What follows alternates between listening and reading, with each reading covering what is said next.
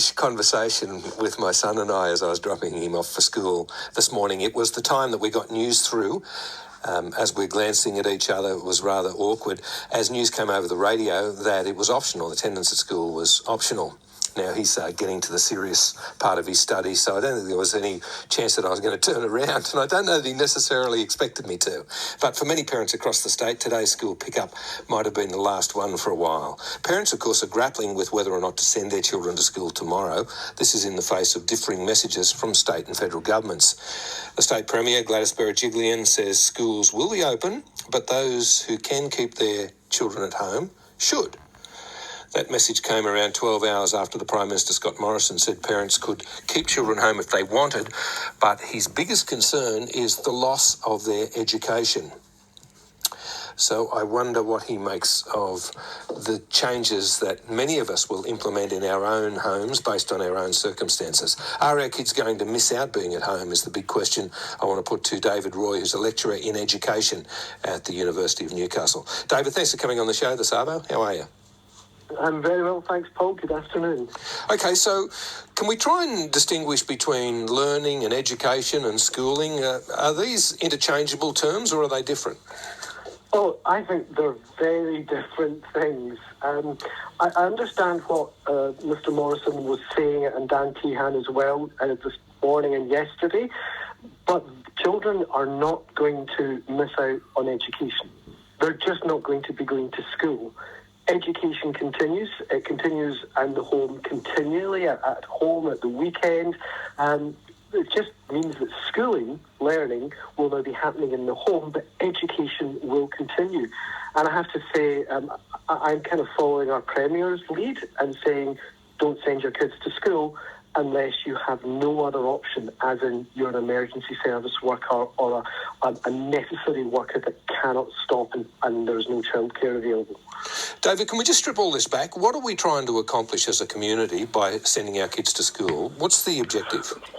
Well, the idea is basically for our kids to learn skills, both soft and hard. That means to learn academic skills and writing and mathematics and science, also to develop healthy habits, to develop other kind of softer skills like the arts and learn languages, to socialise, to also learn how to engage as kids and become ready to become productive kind of members of our community to make it thrive. So schooling's got a great purpose. Of course, hundreds of years ago, all this happened in the village, in the home, within the family. And even today, for at least 5,000 families within New South Wales, they homeschool already. They do not send their kids to a formal mainstream establishment. So it really is allowing families to have work and to use the expertise of teachers in schools, but it's not going to stop learning going on if the kids aren't going to schools, particularly the way it seems to be being set up by the Independent Catholic and the Department of Education for the next 4 weeks, potentially longer. David, what do you make of the proposed online learning model? Will that work? Will that serve as a reinforcement for the curriculum?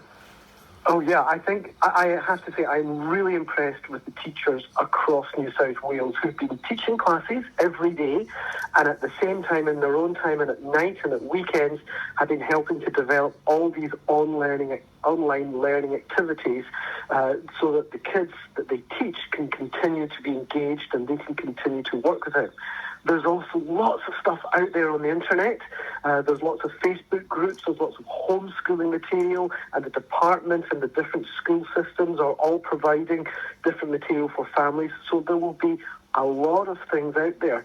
But to be honest, tonight, when people are home and dinner is being made, food technology as a lesson can be happening right then, with the kids involving themselves in seeing how cooking is done within the household.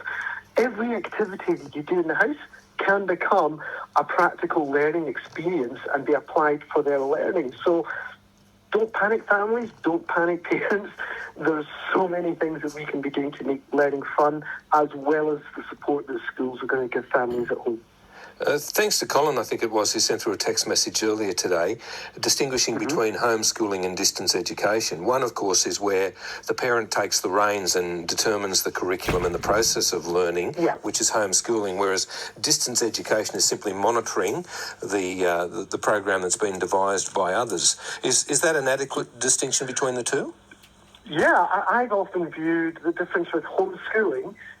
The parent is the teacher, but when it's distance education or this online education coming from the schools, the parent becomes more the teacher's aide. They're there to help the kid learn while the teacher is doing other things. They're just a support. And that's really quite good for kids as well, because it allows them to start to develop self-regulation. The key thing for families is to make sure that kids are engaging in learning, but at the same time making sure they're getting breaks to also process things. And I always come down to this basics. If you don't know what to do or you don't have access to the internet, if the NBN, which people are thinking might happen, becomes overwhelmed by the amount of online, pull out a book. Just read. That will still keep the learning process going. There's little simple things that you can do that don't even involve the computer. But yeah, as a parent, you're a teacher's aide. You're a support. You're not being the teacher. Now, David, I've got to say, I've got a bit of experience with children. I've got half a cricket team at home, or at least I've created half a cricket team. Encouraging them to take a break from my experience won't be a problem. It'll be keeping them on task. So how important is that whole discipline thing? It depends on the family. It depends on your individual circumstances. I think within this current circumstance, we want to encourage kids to learn, but there's going to be lots of tension amongst the kids, but also amongst the adults about the whole situation.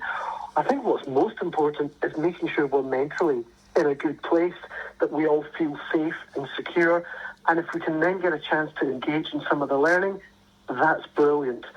But if we can't, the most important thing is that we socially distance, we don't travel unnecessary, and we make sure that we're all feeling more optimistic and hopeful and basically loving each other and making sure our neighbours are safe as well. So, yeah, we want them to do it, but not to stress. If they don't, it's better to have a bit of peace and happiness than to have a battle in your household, I think. David, just one final point then on putting this in perspective about the relative merits of keeping the kids home versus sending them.